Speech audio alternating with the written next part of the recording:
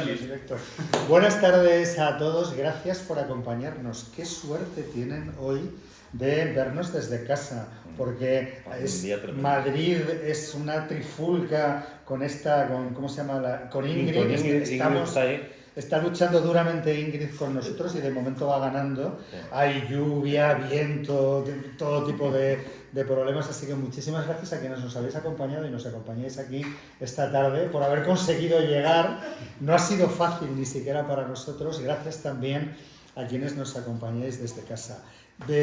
Nórdica cumple este año 20 años, que no los aparenta, y es un cumpleaños que vamos a celebrar a lo largo de todo el año.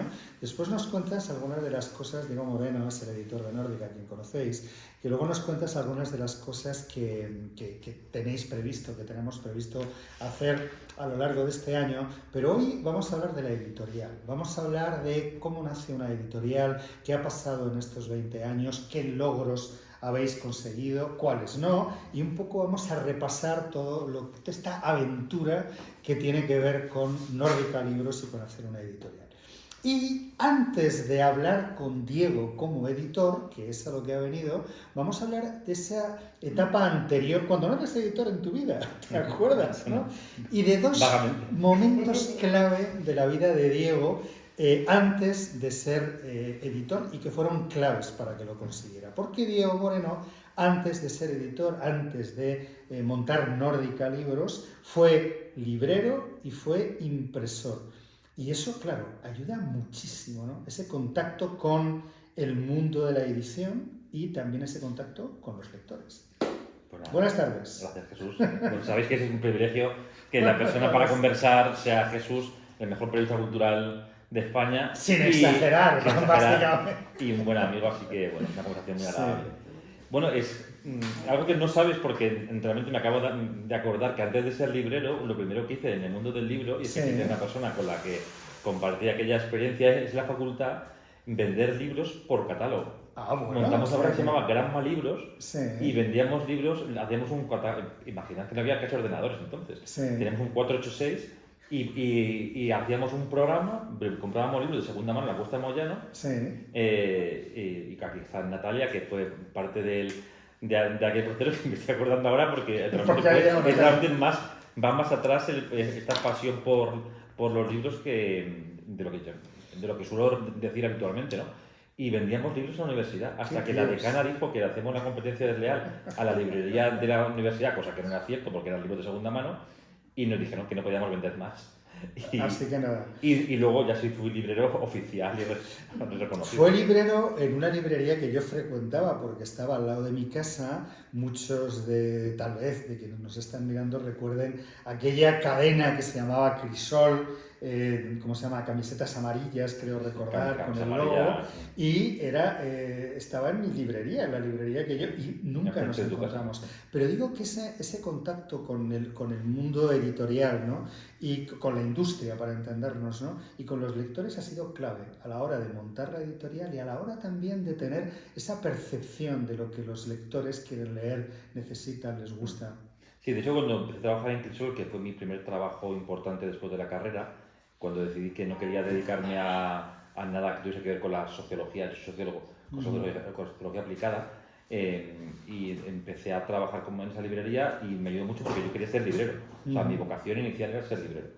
Y ser editor llegó más tarde, en gran medida también gracias a Crisol. Siendo librero en Crisol, con la camisa amarilla que dices bien, descubrí muchísimos libros, me enamoré de gran parte de la literatura que aún no había tenido acceso y sobre todo ahí tuvo lugar el encuentro con un libro y con unas literaturas que con los años iba a ser tan importante para mí que la literatura nórdica, ¿no? Mira, tengo la segunda pregunta. Me estoy adelantando se está adelantando a la segunda pregunta. Me encanta cuando cuadran estas cosas y cuando los invitados dicen, me alegro que me hagas esa pregunta precisamente, porque siendo librero en Crisol, con la camiseta amarilla, diste de repente un día con un libro que un primo tuyo te había recomendado de una manera difusa. Pues lo he leído y me ha gustado, y que es el libro que es la clave de todo tu proyecto. Se titula Hambre, lo firma Knut Hamsun y lo vas a editar. Ahora luego lo contamos. Pero, ¿qué ocurre con ese libro? ¿Cómo fue te digo, con ese libro del que parte toda la experiencia de Nórdica. Sí, un familiar me dijo que tenía que leer un libro que me recomendaba, que era Hambre. Lo cogí un día, me lo llevé, lo leí y flipé. O sea, me rompió absolutamente la visión de la literatura que tenía hasta entonces, ¿no? Porque a mí ya me gustaba mucho Kafka y de repente dije, pues Kafka, lo que hacía Kafka, yo lo había hecho Hamsun, pero 30 años antes, nada menos. Me permitió entender la literatura de una manera diferente, ¿no? Porque, digamos, lo que hace Hamsun en 1890 es que del naturalismo, que era más o menos la corriente predominante en aquella época, introduce la novela psicológica. Y Hambre es la primera novela psicológica nórdica y una de las primeras de todos los tiempos. De hecho, es el libro favorito de Thomas Mann, de Bukowski, de Fante, de una enorme cantidad de escritores que no hubiesen escrito de esa manera, y sobre todo de Kafka, si no hubiese sido por Hambre. Y claro, como lector me fascinó porque no sabía quién era Gretald Hamsun, y empecé a leer literatura nórdica. La poca literatura nórdica que se publicaba en España en aquella época, literatura publicada en otros países, y me ayudó muchísimo. Tal fue así que en esos años del librero, justo Santillana organiza el primer máster de edición que se daba en España con la Universidad de Salamanca. Lo hice y cuando tuve que hacer las prácticas, elegí la editorial que había publicado de la Torre, que era la editorial que había publicado Hambre. Y cuando tuve la reunión con José María, con el editor de La Torre, donde trabajé años, me dijo, ¿pero por qué quieres trabajar aquí? Somos una editorial, no somos Random House. Y dice, porque has publicado Hambre. Y eso es mi libro favorito. Es mi libro favorito. Y por eso Con lo cual, de alguna manera, el origen, antes de empezar a montar una editorial nórdica, y de, bueno, este año 2000, que cumplimos 20 años, en el 26, que publicaremos Hambre, el origen de casi todo está en ese año, ese día que cojo de la estantería Hambre. Que coge Hambre de la estantería. Oye, se nos olvida, pero hace, tal vez alguno de nuestros espectadores lo recuerde, hace 20 años se nos contaba que el libro no tenía futuro, que había que leer el libro electrónico, que los bosques nos lo iban a agradecer, que el futuro estaba en la lectura tecnológica, digamos, y que el libro iba a desaparecer seguro. En ese momento hay un grupo de jovencísimos editores, treintañeros, que decidís montar las editoriales y es como una revolución que únicamente ocurre en España. Ese nacimiento de las editoriales independientes que respondían a una pregunta. ¿Qué tenemos que hacer para que un tipo de mi edad decida ir a una librería a pagar por un libro en vez de bajárselo y piratearlo de la web? Sí, es verdad que una generación yo tenía 30 años, mis amigos tienen un poquito menos, un poquito más, pero es cierto que algo surge en aquella época. Primero, yo creo que tecnológicamente era posible. O sea, yo creo que justo es el momento en el que la tecnología es asequible. Los primeros Macs relativamente baratos surgen en aquella época. Era fácil montar una empresa. Era realmente con 3.000 euros montabas una sociedad limitada y trabajabas solo con tu Mac haciendo libros. Eso, unos años atrás, requería una estructura mucho mayor, mucho más complicada. Pero es cierto que no es solamente eso, porque eso no me parece que cambie el paradigma editorial en España como cambió llegando tantas pequeñas editoriales, ¿no? Pues había algo más en el aire que nos impulsó en este momento, en ese 2006, 2005 para algunos, 2007 para otros, a montar sellos. Y yo creo que tiene que ver también con el relevo generacional en cuanto a los editores. A los editores maestros, Anagrama, Pretextos, Tusquets, a los que consideramos los maestros, a los que habíamos crecido como lectores, estaban ya muy consolidados. Páginas de Espuma tenía ya también algunos años, Acantilado tenía 4 o 5 años, y entendíamos como que hacer un trabajo editorial diferente, más pequeño, un poco de guerra, de guerrillas en realidad, porque era muy complicado empezar un proyecto así, era posible. Y cada uno con nuestro perfil, con nuestro tipo de libros, nos lanzamos. Y también un momento esencial era la creación de UDL.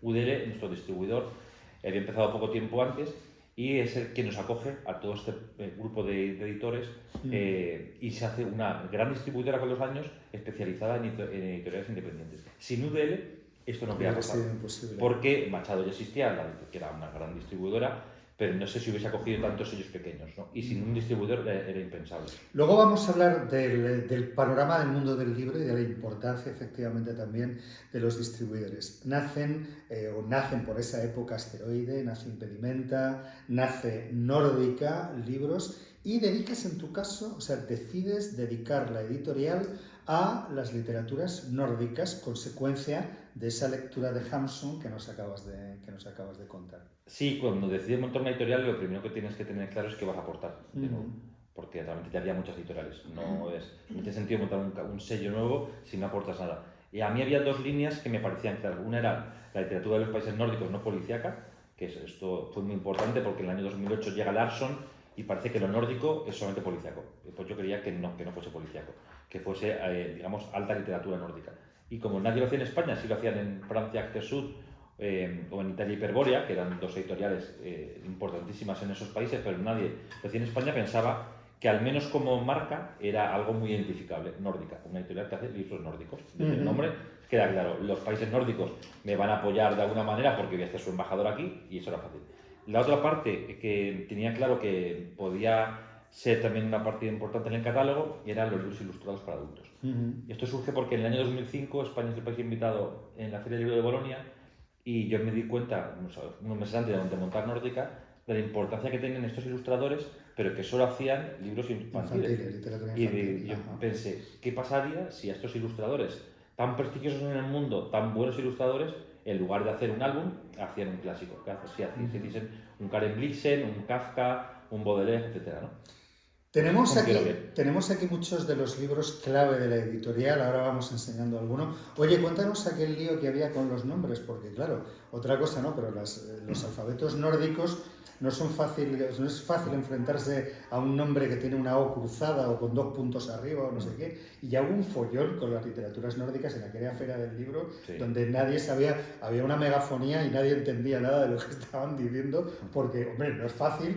Pero hemos conseguido en estos 20 años habituarnos, ¿no? Sí, ya de hecho, esto no lo sabe casi nadie. Cuando tuve que decidir el logotipo de Nórdica, sí, mi primera intención no era la N que aparece ahí, era una A con un circulito arriba, sí, que me encanta, o la O, esta que aparece ya en el logotipo, pero que ambas tienen un problema, y es que no están en todos los alfabetos nórdicos. Claro, si quería publicar libros de los 5 países nórdicos, necesitaba algo que estuviese en todos. La A, que es una O, de hecho, hoy tenemos un club de lectura aquí, y el protagonista se llama Paul, que es Pal con un circulito arriba, pero es Paul. Pero eso no está en todas las lenguas nórdicas, como la O, como esta así tan chula que tenemos, no como logo oficial, pero sí como dentro de Nórdica, tampoco está en todas las lenguas nórdicas, ¿no? En el finés, por ejemplo, no está. Bueno, de manera que ya era complicado. ¿Qué pasó? Que Larsson y su enorme éxito de la trilogía Millennium popularizó todo lo nórdico. Y la gente, leyendo, millones de personas que leyeron esos libros, empezó a pronunciar, aunque fuese mal, se atrevían o incluso viajaban, sabían que Gatan en sueco es calle. ¿Por qué? Porque, claro, en los libros de Larsson aparecen no sé cuántos Gatan, no sé qué Gatan, pues sabían. Y esto ayudó mucho. Cuando llega la Feria del Libro de Madrid, aquella feria tan importante para Nórdica, la gente venía a la caseta preguntando, no sé cómo se dice este tal Transtromer, ¿cómo? Y hicimos un telediario que la gente de la 1 le pedía que leyesen nombres nórdicos, a ver qué tal a ver cómo sonaba, ¿no? Y la gente se animó. Ahora es algo que lo hemos superado, todo el mundo compra literatura nórdica, más o menos saben pronunciar estos nombres, pero entonces era complicado. ¿Cómo era lo de calle? Gatan, calle, de toda la vida. Vamos. Oye, y de repente hace justo 20 años, Nórdica Libros publica el primer libro. Es este libro Betsabe de, ¿cómo se dice? No, Torni Lindgren, este es fácil. Este es fácil. Buscamos uno fácil para empezar. Este es el primer libro, me encanta cuando llegas al almacén de la editorial donde los tenéis y ves que efectivamente en el lomo tiene el número 1 porque es la primera entrega de esta aventura. Me ha hecho gracia porque parece que no, pero los libros envejecen, ¿no? Lo ves y dices, joder, o sea, no, hacéis cosas muy diferentes ahora. Pero háblanos de la experiencia, el primer libro. Llega un día una caja a tu casa, al salón de tu casa, ahora hablamos de cómo eran las editoriales en los salones de casa, y llega el primer libro. Bueno, antes de que llegase, había que decidir cómo iba a ser el primer libro. Ajá. Y esto tiene mucho que ver con mi carácter amateur. Yo he ido aprendiendo con los años, ahora sé hacer un poco más libros que entonces. Sí. Y lo primero que decidimos era qué tipo de cubierta íbamos a hacer. Esto es algo, era una rebelión absoluta. Ahora no digamos, una cubierta tipográfica, sin imagen. En la que además habíamos decidido que esto es el primer párrafo del libro. O sea, que tú ya viste la cubierta que Safán era criado del rey David, el que está junto, gusta un poco de leer. David era bajo de estatura, pero rápido corredor. Bueno, esto fue una decisión errónea. Este libro fue una cagada monumental. Sí. A nadie se le hubiese ocurrido hacer este libro para empezar. Nada más que a mí yo pensaba que, bueno, un libro nórdico... Esto ya que iba a ser un éxito. Un gran libro premiado en Francia, una de las grandes obras de la literatura nórdica, y además tipográfico, esto que a quién se iba a poder resistir. Bueno, pues se resistió mucha gente. Se resistió la mayoría de la gente. Si la gente se resistió totalmente. De hecho, hay creo que 2 o 3 libros solamente que tienen este diseño, y luego ya pasamos claudicamos ante el mercado y dijimos, ¿qué hay que hacer? ¿Qué queréis? ¿Imágenes? Pues vamos a poner imágenes. Os vais a enterar. Como todo el mundo, ¿no? ¿no? Pero es cierto que cuando llega el primer libro, daros una fiesta, ¿no? Porque además era traducción de unos buenos, de Paco Uriz y María Torres, traductores importantes nórdicos, que tú has conocido además, y que, bueno, de manera que obviamente es una fiesta, tu primer libro es siempre una fiesta. Pues esta fue aunque fuese un error comercial. Fue una fiesta un poco equivocada, pero bueno, oye, una fiesta es una fiesta. Y el primer libro nos hablabas de la importancia de la literatura ilustrada para adultos en nórdica. Fue también otra de las apuestas, fue la otra apuesta. Y este es el primer libro ilustrado que publica Nórdica. Esta es la 14 edición y de repente, claro, era una apuesta, te digo, es verdad, ¿por qué los adultos no podíamos leer libros ilustrados? Algo tan obvio como no se nos había ocurrido antes que podía ocurrir. Sí, y de hecho este libro fue muy importante en el catálogo, primero porque aprendí a hacer libros ilustrados con Noemí Villanueva, cogí aquel catálogo que había hecho el Ministerio de Cultura para Bolonia.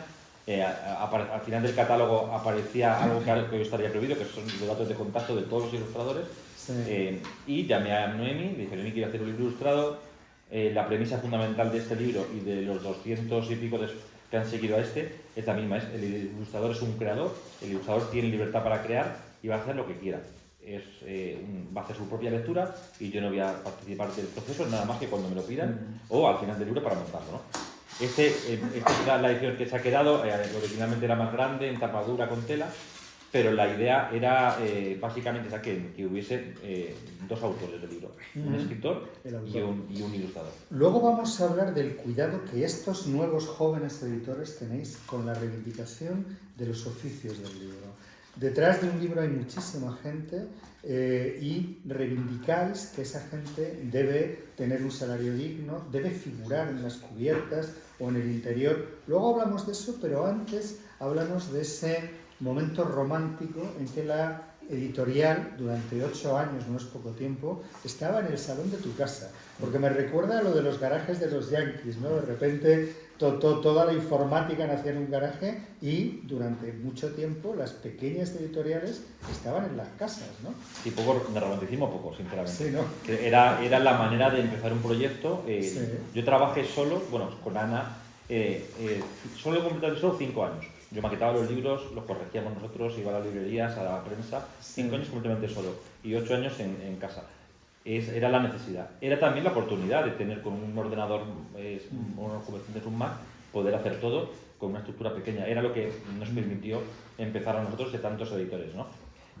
Claro, yo recuerdo en aquella época que hablaban, me decían, no, es que trabajar solo es una maravilla, trabajar en casa es lo mejor porque dejas de trabajar, puedes cocinar, no sé qué. Sí, sí. Ahora que somos 10 personas en la editorial y que trabajamos en una oficina, digamos, seria, pues te das cuenta de lo estúpido que era. Sí, sí, claro. Decir eso, ¿no? Donde estés trabajar con un equipo en un sitio, pero era la manera de empezar. Han empezado montones de editores. Y fue una oportunidad porque no requería una enorme inversión ni ser hijo de un millonario, que en el mundo de la edición es algo ocurre a veces. Sí. Pues no, cuando mis padres no eran millonarios pude montar una empresa con mis propios recursos y que está aquí 20 años. En una calle que a mí me hacía siempre mucha gracia, que se llama Fuerte de Navidad, en los primeros libros es la dirección que figura, y me sonaba como a Resistencia también. Digo, no han podido elegir un mejor sitio para poner una editorial. Oye, sigues trabajando mucho en el tema de los libros. El otro día grabamos un vídeo donde contabas cómo te seguía gustando ver el libro, maquetarlo, leerlo. Sigues estando muy cerca de esta parte que tiene que ver con la creación de los libros, ¿no? Sí, de hecho creo que es algo que posiblemente debería haber cambiado con el crecimiento de la editorial, porque posiblemente es antieconómico que el editor se dedique a maquetar los libros. En mi caso es que es lo que me gusta. O sea, yo solamente entiendo un libro si le he dado forma. No todos los libros del catálogo de Nórdica los maqueto yo, hay una parte que los hace Nacho, a veces con otros maquetadores y diseñadores, pero sí que una parte importante son de creación mía. ¿Por qué? Porque lo disfruto, porque le doy forma, entiendo, elijo la tipografía, elijo el papel, elijo la caja. Eso me hace tener control del proceso del libro desde el comienzo hasta el final, ¿no? Voy a la imprenta, es, digamos, todavía una manera de entender esto como un oficio. Porque a mí algo que me gusta mucho del mundo del libro y que se nos olvida a veces es que es un oficio y uno suma de diferentes oficios. Aquí trabajamos con correctores, maquetadores, traductores, impresores, ilustradores, etc. Y a veces se nos olvida. Parece como que la deriva cada vez más funcional del proceso hace que haya un editor, un escritor o una escritora, ilustradores, editor, pero alguien tiene que haber compuesto eso. A mí me gusta que el proceso sea marca de Nórdica. Eso da lugar a cagadas como esta, a algunos éxitos. Y grandes éxitos también. Justamente. Oye, y sobre todo a libros muy bonitos, muy cuidados, que es una de las apuestas de estos editores, que ahora cuyas editoriales cumplen 20, 22, 25 años, ¿no? No hemos comentado que esta apuesta tuya por el libro ilustrado de adultos da paso, es en gran medida responsabilidad de Nórdica, a una edad de oro de la ilustración. Los ilustradores tienen cuentas en Instagram con el triple de seguidores que nosotros, son unas estrellas en las ferias del libro, hay gente que va a las firmas para que le firme el ilustrador y no el autor. Y digo que hemos vivido una nueva época dorada de la ilustración como consecuencia de esta idea de reivindicar el libro ilustrado para adultos. Bueno, en realidad el trabajo estaba ahí. Los ilustradores eran ya grandes artistas, aunque a alguno no le guste esto de artista, pero eran grandes creadores antes. O sea, yo no he descubierto nada. Yo he dado la oportunidad de que su trabajo crezca en el sentido de que tienen más sitios. Es verdad que he sido muy pesado con la prensa, intentando que los periodistas culturales entrevisten a ilustradores, que los libreros entiendan que un libro ilustrado no es un libro que es más bonito y que alguien ha hecho unos dibujos para que sea más bonito, sino que es un trabajo de creación, de narración en imágenes. Y esto es cierto que ha dado lugar a unos años con Zorro Rojo, con otros editoriales, ha dado una época de esplendor, de visibilidad, de mucho trabajo de los ilustradores en nuestro país, que, como digo, son algunos de los mejores del mundo, que en Corea, por ejemplo, son fan absolutos de los ilustradores nuestros, en Italia, en muchos países, y que durante un tiempo parecía como que un ilustrador no era tan importante, ¿no? Y de hecho queda mucho trabajo, porque para mí sería esencial que los museos tengan ilustraciones como parte de sus catálogos, que la gente compre ilustraciones. Como la gente que tiene dinero compra pintura, pero poca gente compra ilustraciones cuando son mucho más baratas. Bueno, es algo que en Nórdica hemos intentado, y luego también es cierto que en estos años me siento muy orgulloso de ser amigo de muchos de estos ilustradores con los que comparto oficios, porque al final esto no... O sea, una cosa que se entendía durante muchos años en el mundo del libro es que el editor estaba arriba en una pirámide y que por debajo estaban pues, el creador, el ilustrador, y luego abajo del todo estaba el lector, el corrector, eso estaba abajo del todo, ¿no? Y muchos de estos nuevos editores entendimos que es un trabajo horizontal en el que quien escribe, quien ilustra, quien maqueta, quien corrige, hace otro trabajo diferente al tuyo, pero todos estamos en lo mismo. Hemos visto, el de Lewis Carroll, Alicia en el País de las Maravillas, Chekhov, El duelo has publicado, tengo aquí anotado, Turgenev, Fitzgerald, Wilde. El otro día Babelia hablaba de este libro y hablaba Noches Blancas y decía, usted no lo sabe, pero sus hijos están leyendo a Dostoyevsky, cosa que a todos nos dejó un poco inquietos. Yo fui a ver a mis hijos, constaté que no era mi caso y tal. Oye, me tranquilicé muchísimo porque, oye, gente de 20 años y tal, que hacen, es broma todo. Que digo que es verdad que ilustrar a los clásicos nos ha permitido a muchos adultos también redescubrir a determinados escritores que vuelven a estar en las librerías de la mano de ilustradores de prestigio y qué hallazgo, qué importante, ¿no? Recuperar a los clásicos con esta nueva mirada y que los jóvenes y no tan jóvenes nos podamos de nuevo acercar a los clásicos a través de las ilustraciones de grandes ilustradores. Sí, yo cuando comencé la colección esta, la idea era que era una colección para adultos, pero una de las cosas más bonitas en estos 20 años es ver que gran parte de los compradores de estos libros son gente muy joven, gente que tiene el primer contacto con un Dostoyevsky, con un Tolstoy, con Sylvia Plath, con Emily Dickinson, con Ursula K. Le Guin, con un libro de nórdica. Eso es una responsabilidad gigantesca. Por eso ofrecemos siempre nuevas traducciones para estos libros, para que cada generación tenga su contacto con un clásico, con su lengua, con una traducción adecuada a su idioma, siempre de primeras, siempre buscando el original donde traducimos. Y es cierto que lo que hemos creado es que mucha gente, pues con el caso de Noches Blancas, que ha sido un enorme éxito, pues la gente, aunque lo tiene en edición sin ilustrar, va buscando esta edición. ¿No? ¿Por qué? Porque tienes algo más. Tienes el texto, pero tienes además el trabajo de Troszczynski, que es fantástico, que te ambienta. En realidad, no, o sea, lo hemos hablado muchas veces sobre qué hace el ilustrador. El ilustrador no cuenta lo mismo que cuesta el escritor, cuenta otra cosa, cuenta su visión del libro, claro. Busca los huecos que están en la historia y hace que tengas en realidad dos lecturas posibles en un solo volumen. El otro día hablamos con Nicolás Troszczynski y con Marta Sánchez Nieves, la traductora de este libro. Si buscáis en el canal seguro que sigue apareciendo, fue una conversación súper interesante. Y el próximo lunes hablaremos con Emilio Uruberoaga, uno de los grandes, para que nos hable del proceso de ilustración y de cómo entiende él la ilustración.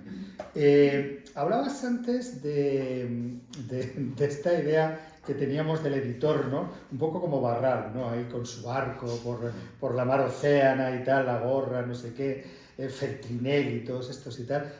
Por supuesto, en la parte alta de la pirámide jerárquica y por debajo todo se iba conduciendo hacia el esclavismo de los siervos de la gleba, que eran los correctores, ilustradores, impresores y tal. Una de las cosas que habéis defendido los jóvenes editores es reivindicar, ya digo, los oficios del libro. En una entrevista que he leído tuya o que he visto hace poco, documentándome, decías, cuando uno llega a una librería y tiene que pagar 19, 20, 21 euros por un libro, debe ser consciente de la cantidad de gente que interviene en el proceso de crear un libro y la cantidad de gente que vive de un libro. Ese es uno de vuestros sellos de identidad. Los ilustradores aparecen en la cubierta desde el primer día, los traductores aparecen en la cubierta, en las páginas de créditos aparece quién ha corregido las pruebas, quién ha hecho la maqueta, todo el mundo, cómo se llaman, quiénes son los que están detrás. Es importante, ¿no? Sí, porque un libro es una creación colectiva y con frecuencia se nos olvida porque nadie hace visible esos oficios, ¿no? Una cosa que a mí me interesaba mucho, y esto es una idea que copié de Valcorba, de Acantilado, que fue para mí el primero que yo vi que ponía en la página de créditos los correctores de pruebas. Mi idea es que en el libro estén reflejados, como en las películas de los créditos al final, todas las personas que han trabajado en el libro.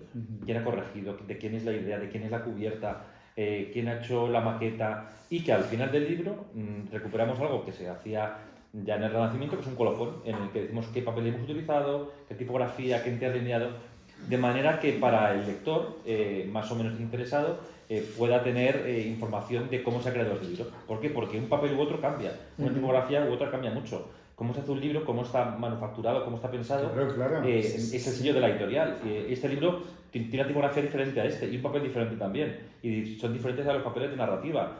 Es decir, son decisiones que a mí me gusta hacerlas lo más evidente posible. El papel, la tipografía, cómo es el lomo, cómo se llama. Uno tiene la idea a veces desde la literatura que uno termina el libro cuando manda el Word, el cuerpo 14 Times New Roman, y ese es simplemente el principio del trabajo de un editor, decidir cómo eso se convierte finalmente en un objeto tan bonito, tan práctico, tan útil, del que uno se puede enamorar como es un libro.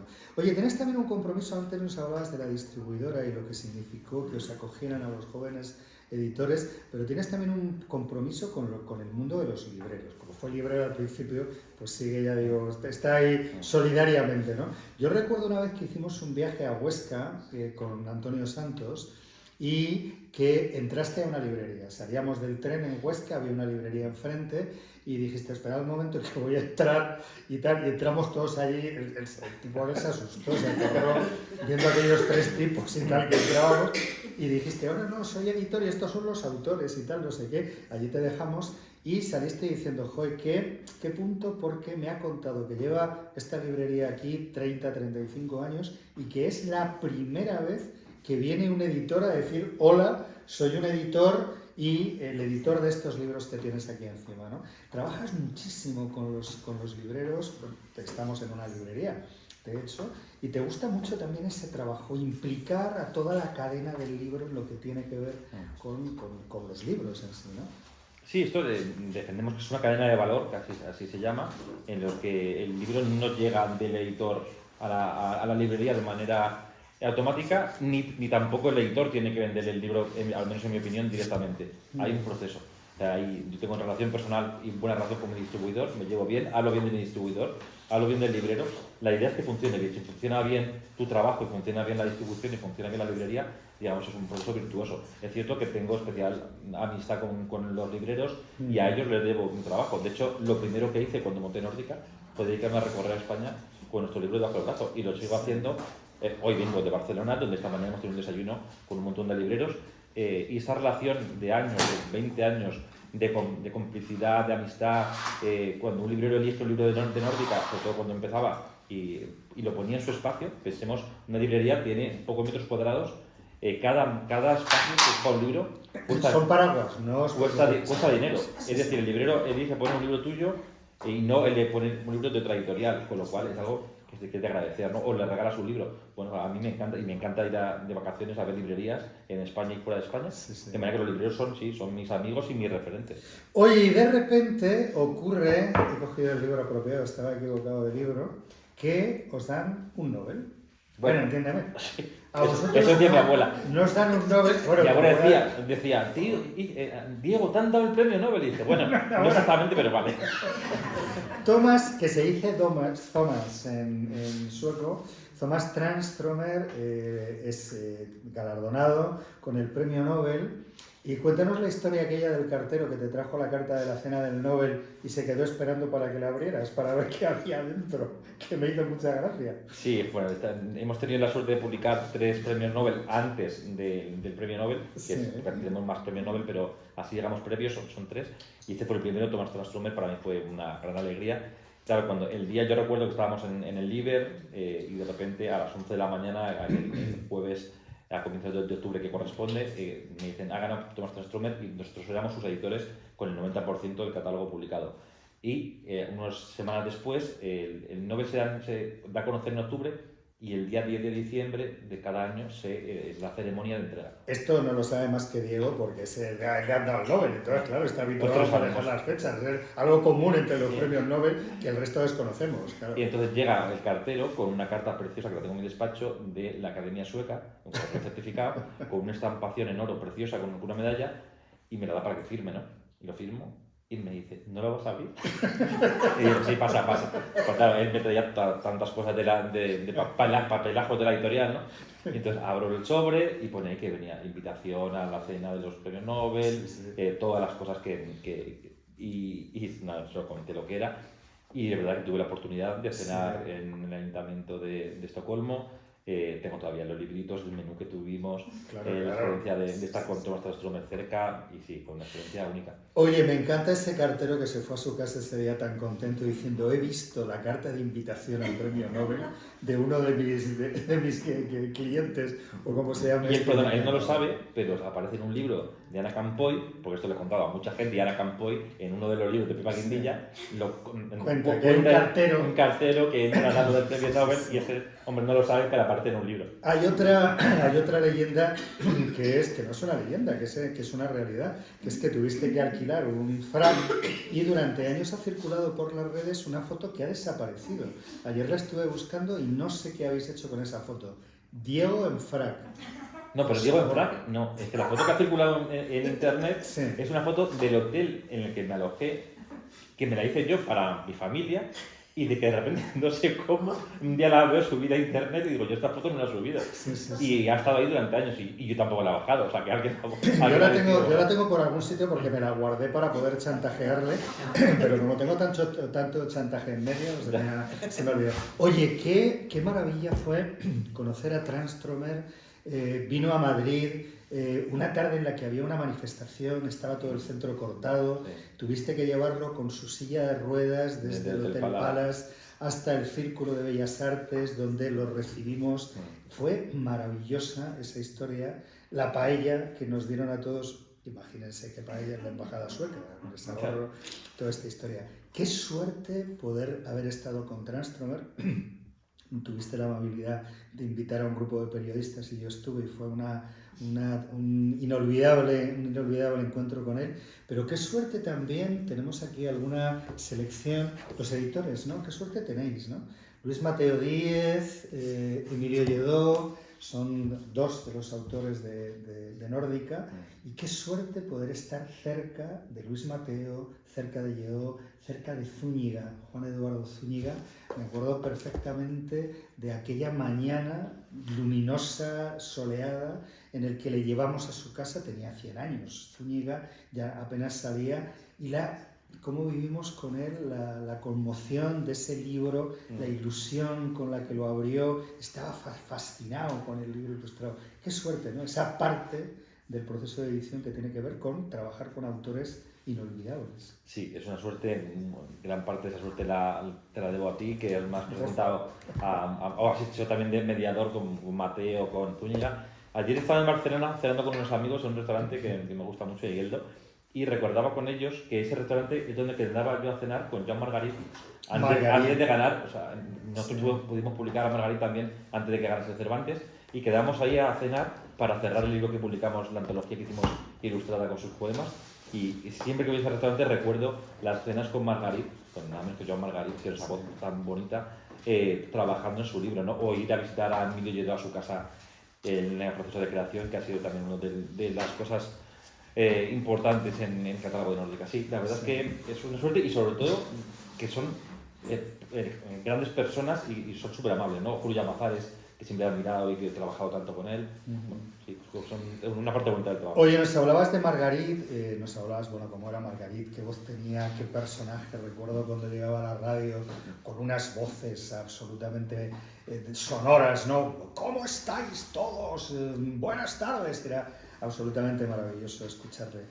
La poesía, hay una colección de poesía ilustrada, que es una de las colecciones exitosas de Nórdica, y te digo lo mismo que antes con los clásicos, ¿no? Qué bien que nos podamos acercar a los poetas, a grandes poetas, Dickinson, Szymborska, Ángel González, Margarit, a través también de la ilustración, ¿no? Sí, durante años se decía que la poesía no vendía, ¿sabes? Y eso, yo creo que es mentira. Los lectores de poesía son los lectores que más valoran los libros bien editados, son compradores compulsivos, y lo experimentamos en esta colección dentro de la colección, ¿no? Que al final es hacer poesía, publico los poetas que me gustan de la manera que quiero, con Emily Dickinson, por ejemplo, que ha sido un gran éxito, Pepe Hierro, o el año pasado Ángel González, ¿no? Y es verdad que funciona aparte muy bien la poesía ilustrada. Creo que hay una parte para el ilustrador que funciona de manera muy natural ilustrar un poemario.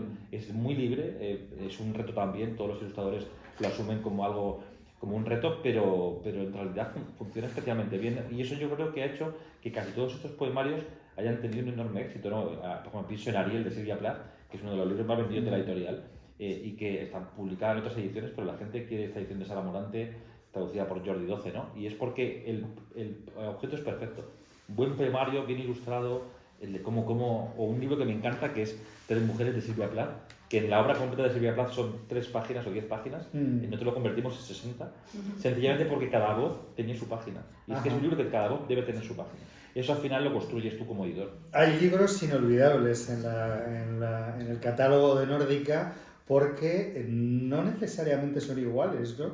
Decías que alguien había dicho, algún editor había dicho, hombre, no, que los libros tienen que ser todos iguales, mirad cómo quedan en las estanterías, y decías tú, dice, bueno, Nórdica es todo lo contrario, casi haces un libro a partir del contenido. ¿Cómo es qué pide, qué necesita, qué vamos a hacer con este texto, montas el libro a partir de ahí. Cada libro puede ser perfectamente diferente. Sí, esto no debería decirlo, y se lo digo a mis alumnos de máster porque en realidad soy poco ejemplar en eso.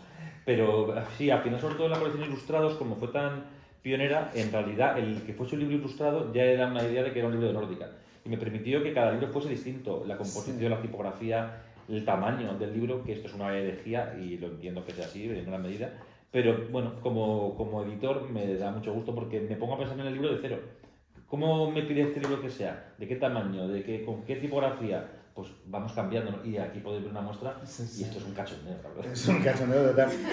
Estaba mirando yo porque estas los tuyos son los únicos que hemos conseguido. Han tenido la amabilidad de poner los libros de uno aquí en primera fila para que me sienta reconfortado en la entrada. Y claro, es un lío porque en casa, que tienes una estantería dedicada a lo tuyo, pues no te caben los libros de nórdica necesariamente, porque Cortázar es así de grande, el de Tres amigas es así de chiquitito, en medio tenemos Hierro, que también es otra propuesta, y todos son diferentes. Oye, me gusta mucho también esas propuestas que tienes, por ejemplo, que tienen que ver con que un editor publique su primer libro en nórdica, o que los alumnos de un máster de traducción trabajen en conjunto, en grupo, en la traducción de un libro. Es bonito también eso de fijarse también en gente que no ha publicado nunca un libro, que no ha ilustrado nunca un libro, y la editorial nórdica le permite hacerlo. Sí, de hecho, una de las cosas que no he hecho hasta ahora en la parte del texto es dar entrada a nuevas voces en castellano. Sí que lo he hecho con autores de otros países. Sin embargo, con el mundo de los ilustradores sí que muchos han empezado en nórdica, ¿no? Y que durante mucho tiempo, cada año, publicamos la primera obra de un ilustrador, gente que luego ha sido bastante conocida. Y en el caso de los traductores, tenemos un acuerdo con la Escuela Villar de Letras, en la que cada año hacemos un libro que ilustra un colectivo de traductores, que posiblemente sea su primer libro el que publican con nórdica. En este caso, por ejemplo, del libro de Stevenson de Emilio Beruaga, es el colectivo Stevenson. Se me ocurrió llamarlos así porque son 10, 11 traductores que trabajan de manera colectiva y es su primer libro que aparece en nórdica. Bueno, de alguna manera es intentar que haya cierto relevo generacional también en los oficios, ¿no? Porque si no, todos trabajamos con los mismos ilustradores, con los mismos traductores y con los mismos escritores, y al final pues es difícil entrar, y ahora sí es muy difícil entrar en este sector. Pues está muy bien que alguien se fije también en ese primer libro ilustrado, en ese primer libro traducido. Sospeché que en este caso era así porque figuran como traductores pues más de media docena de nombres, y digo, esto debe ser el asunto ese de Villar de Letras que se juntan para traducirlo, y hay una explicación bonita, una reflexión bonita sobre la traducción. También hablaremos de traducción próximamente aquí en este canal. En este canal es que no hacemos más que hacer cosas todo el tiempo. El lunes hablaremos con Emilio Urberuaga de este libro. Oye, me gusta también el compromiso que tienes con trabajar en tu país. Es algo de lo que no te gusta presumir, pero hay un símbolo en los libros de nórdica, secreto, que es este que pone aquí abajo, y que tiene que ver con, dentro de lo posible, ¿no? Siempre trabajar en España con imprentas, con distribuidores, digo que no te gusta contarlo, pero es importante también saber. A mí no me gusta el sentido de que es una decisión mía personal. Yo lo hago porque siempre, igual que defendemos esto del kilómetro cero con la comida, ¿no? Que intentamos consumir productos localmente, como editor y como empresario tú tienes la oportunidad de hacer ciertas cosas, y una de ellas es decidir dónde imprimes. En China es mucho más barato, en la India es mucho más barato, las condiciones laborales obviamente no son las mismas, de ahí la diferencia de precio. Pero es algo que no he dicho nunca públicamente, lo hago, lo pongo el sitio este, en el que es un sello de Agustín Comoto, en el que hay una trabajadora arando la tierra y de la tierra salen libros, ¿no? Bueno, es un logotipo muy bonito y para mí es importante que los libros se hagan aquí. Y yo creo que es importante también. No voy a dar lecciones porque cada uno hace por Dios, lo que considera. Pero sí que digo que a mí sí que me apetecía que lo supiéramos, porque yo sé lo que significa el signo secreto adjetivo, pues yo cotilla y lo pregunté, pero es importante saber esto. Este compromiso con la cercanía que decías lo llevas a rajatabla con Aluche, este barrio en el que estamos. Tu editorial es el barrio donde te criaste de niño, tu hermano vive cerca, tú vivías enfrente con tus padres, es un barrio que reivindicas mucho y trabajas aquí, tienes aquí la editorial y esta es una librería, la librería Santander, que está en Aluche, donde estamos rodeados de gente, lectores, que viven en el barrio y que participan de las actividades que plantea Nórdica. Me gusta ese compromiso con la gente que tienes cerca, con los vecinos, con el vecindario, porque las editoriales, las librerías tienen mucho que ver con el tejido cultural, como motores culturales, y en eso sí que eres ya yo también muy militante. Sí, porque al final yo me quedé en un barrio, he echado en falta cuando en la infancia que hubiese más vida cultural en el barrio y que no tuviese que ir a cualquier presentación a Madrid, que está muy bien tamañada una presentación. Bueno, a Madrid que, a ver... Va a Madrid, al centro de Madrid. Pero... Ya, explica esto y tal, porque a ver si piensa de repente que estamos aquí... Bueno, pero parece que no, en Madrid, si coges un mapa de librerías de Madrid, casi todo pasa en muy pocos kilómetros. Lo que es la periferia, que aunque pueda ser media hora en metro, la periferia está muy lejos. Y este distrito tiene cientos de miles de habitantes y hay una librería importante que es esta, en la que estamos, una biblioteca y dos editoriales, Nórdica y Capitán Swing. Y todo pasa en prácticamente una calle en la que estamos. Para mí era importante mantenerme en el barrio, que la gente supiese que hay una editorial aquí, que mucha gente cuando viajo por España, digo, no, yo estoy en un barrio de Madrid, en Aluche, y es que es mi barrio. Y una de las cosas que me hacía ilusión era este club de lectura que empezará después de la conversación, en el que las personas del barrio venimos a charlar sobre libros. Qué bueno.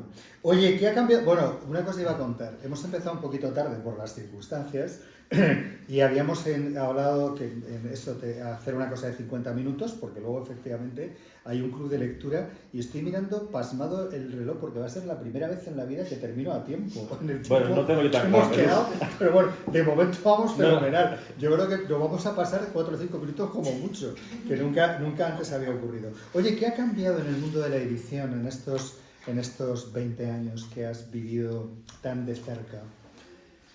Cambian muchas cosas. Los libros se hacen de manera muy similar. O sea, el sistema de impresión es el mismo. Trabajamos en offset como hace 20 años.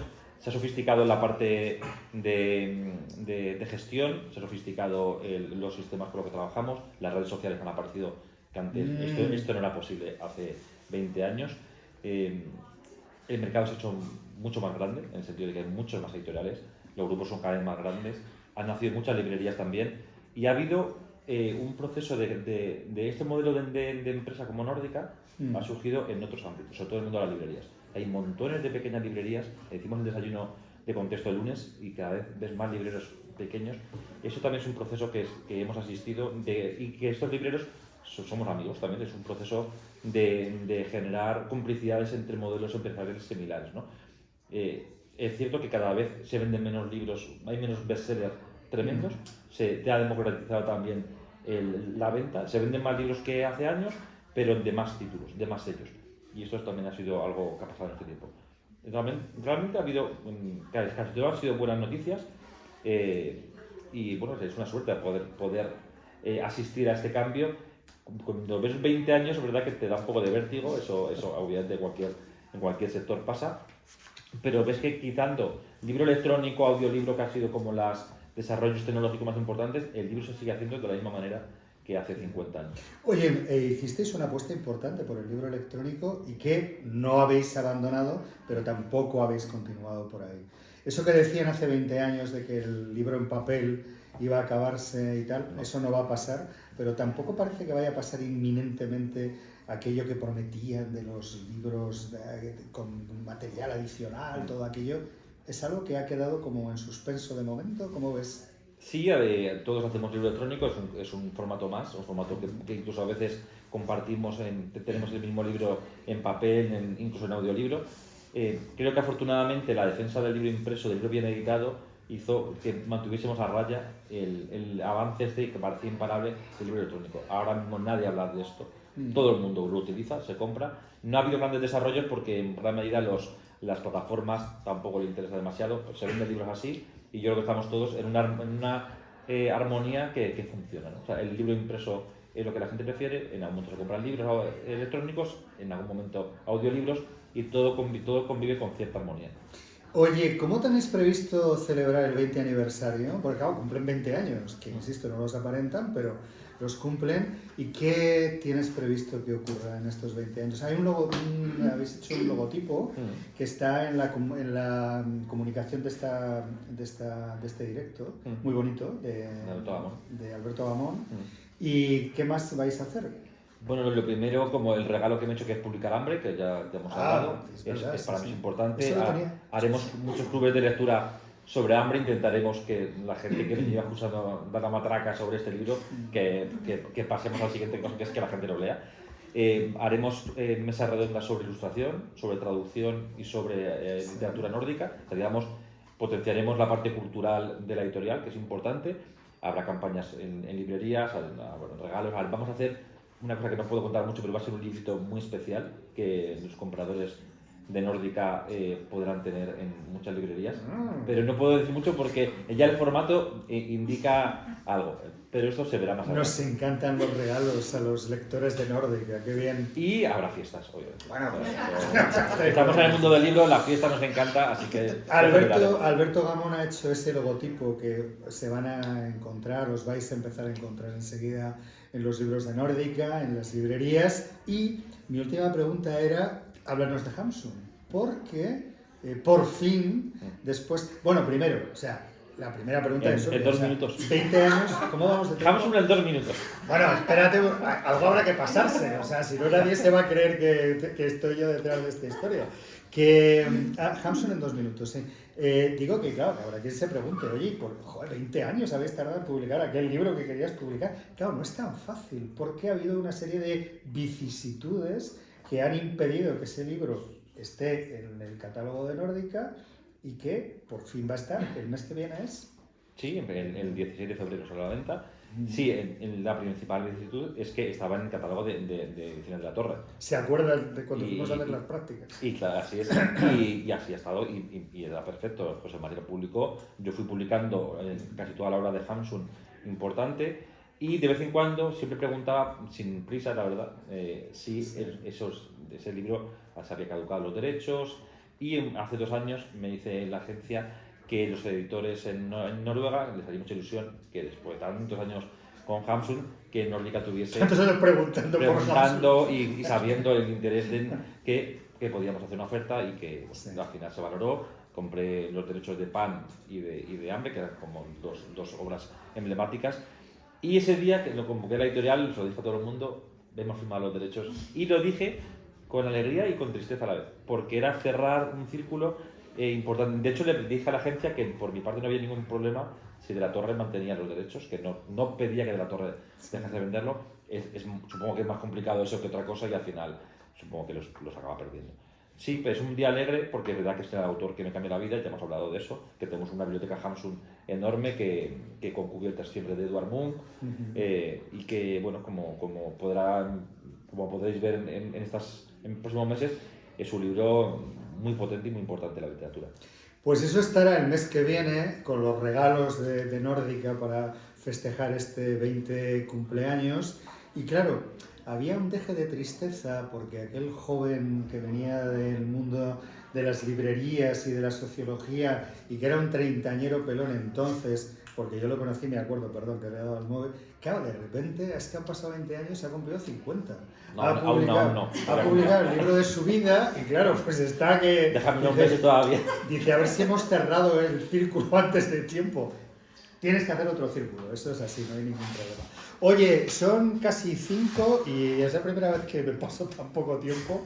Un placer. ¿Qué más tenía que preguntar? Pues yo creo que, bueno, ya hablaremos más. Como es todo el año de la celebración, hablaremos de más cosas, pero hemos conocido más de cerca cómo surge la editorial, algunos de los logros, algunas de las cosas bonitas que habéis hecho. Y nada, es un placer. A mí me encanta ser el autor más publicado en la editorial. Seguimos intentando publicar a ver si conseguimos hacer algo exitoso. Yo siempre le pregunto, digo, pero no vas a cerrar con esto nuestro, ¿no? Pero te tienen que dar el premio Nobel o el Cervantes próximamente. Claro, esto, ¿no?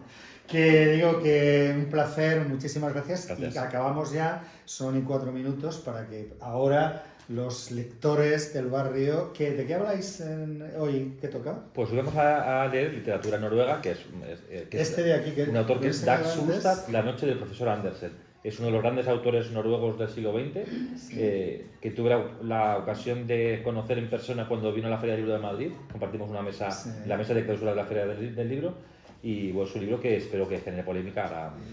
Me ha encantado, y me vas a permitir que lo comente, porque he abierto antes el libro, pensaba que era de los nuestros y he visto que venía con unas anotaciones. Que todos los libros vienen ya con notas. Un club serio de lectura, la gente viene aquí con sus notas y sus cosas y tal. Un placer, Diego Moreno, felicidades por estos 20 años, a ti y a toda tu gente. Y nada, hablaremos más de los 20 años y mientras os dejamos hablando de este autor de apellido, bueno, Solstad. Está bien, Dag Solstad. No tiene mucho misterio. Un placer, muchísimas gracias y les dejamos con el club de lectura, que están ya ansiosos por hablar del libro. Gracias.